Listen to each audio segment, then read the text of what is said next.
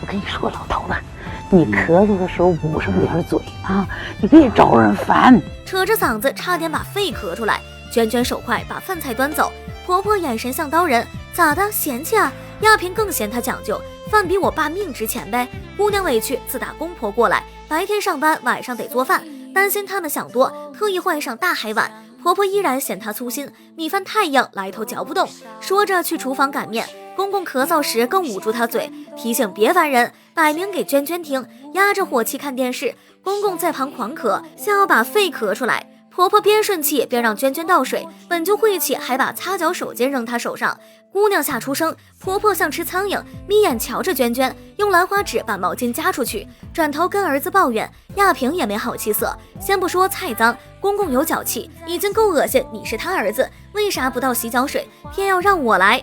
咋的，孝心外包啊？从小到大他连亲爹的都没到过，咋嫁过来成你家保姆了？我爸得的是癌症，又不是非典，那咳嗽两声，瞧你把菜都藏哪儿去了？人老人心里怎么想？你爸就算没病，他也不能冲着菜咳嗽吧？更何况痰里面那么多癌细胞呢，这饭你吃得下，我吃不下的。我要真不讲道理，我当着你们的面我就把菜扔掉了，我还自己拿到一边去啊！李亚萍，我是跟你认真的啊！以后你爸若是再在洗脚的时候咳嗽，你去给他端洗脚水，我去给他送纸巾。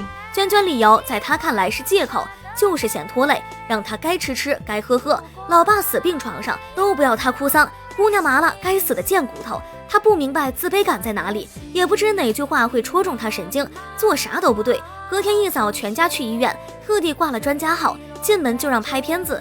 医生是这样的，因为这2家医院都已经确诊了，就是再胸刺什么的还有必要吗？我是医生，我说有必要，他当然有必要了。你们不去做，不就是怕花钱吗？你怕花钱，你跑这儿来干什么？